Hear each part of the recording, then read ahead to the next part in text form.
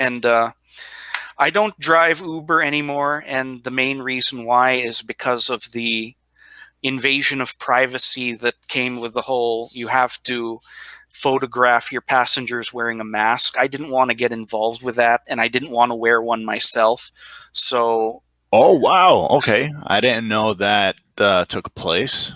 yeah, Interesting. You no, had to take pictures of your, like, no, I mean, I what? didn't. By the time I got those emails that were saying show pictures of your passengers wearing masks, I mean, I already wasn't doing That it was for it. quite some time. I was already not doing it because I had a job that I had a good paying job that paid for everything. It's like I don't need the money, and I don't want to participate in this Orwellian sanitary dictatorship.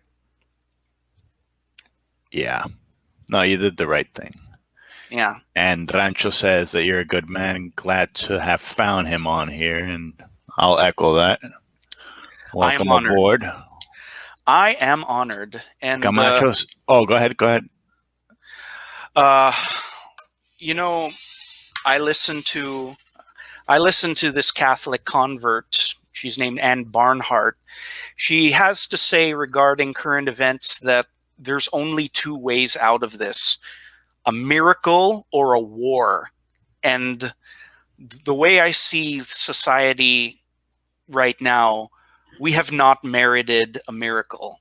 And I would just wonder to myself, I think that we may need a second Cristero war, and one that happens all over the world, because We certainly haven't merited any miracles. That's for sure. Yeah. And we're getting what we've merited, basically. I mean, this is exactly what we deserve. My whole approach to it is, it's just pray, hope, and don't worry.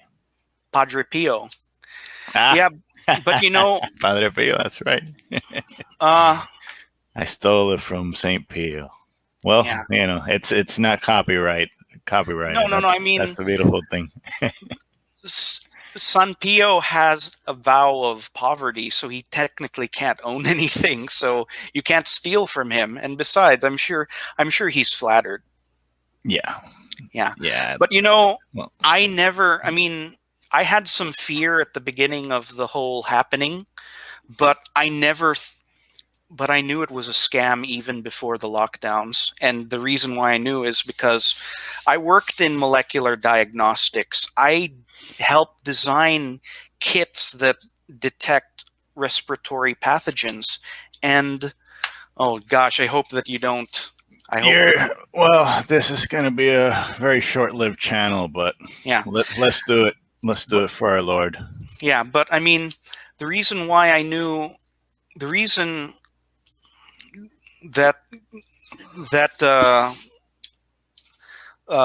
tripped my BS meter was the fact that we were diagnosing these cases with these test kits, and the thing is, these test kits could not have existed.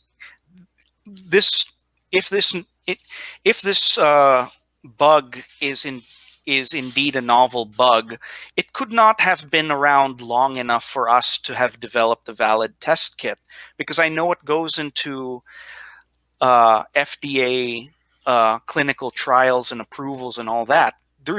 It's impossible, literally, unless A, this was not a novel virus and they were just lying about it all the time, or B, they just made some test kit up and just started pumping the numbers.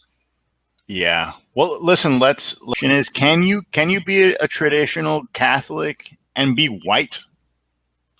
Yeah. Big questions. Yeah, I think so. I mean, you can be literally anything and a traditional Catholic. I mean, like I said, that woman whose blog that I frequent, Ann Barnhardt, she's as white as they come, and most of what I've learned comes from her. She's a convert. She actually came in through the Novus Ordo, and yet she's one of the biggest firebrands of the Catholic faith that I've ever come across. How are you defining white in this instance? She's ethnically German. Okay. And grew up in Middle America, and grew up in Kansas. Okay, but she doesn't speak German or like have any German traditions. No, no. I mean, Okay. uh, from what I heard in one All of her right. podcasts, she didn't really have any sort of religious upbringing at all. So I mean, I don't. I'm not hard on converts at all because cultural Catholics. Um, I mean, I've seen it in my own life, and I'm sure you have too. Cultural Catholics aren't always great exemplars of their faith, but um, sometimes you get this new person who.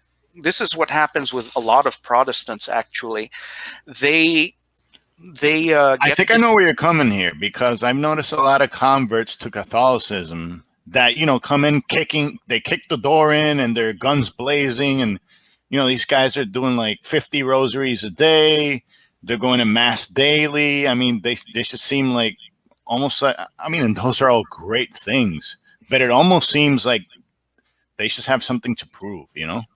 Well, that's because they had little formation, and well, they need better formation from their spiritual director or their godparents.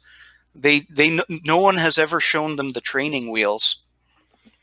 Yeah. Well, I'll be charitable and think that maybe they're just trying to make up for all the years that they were gone. Maybe I'll just say that they're trying to. Yeah, well, two But words to that: Saint Dismas, tell us. Saint the Good Thief. I mean, he literally had just a few hours to live, and all it took was a profession of faith. And our Lord told him, "Truly I say to you, this day you will meet me in paradise." The good thief, Saint Dismas.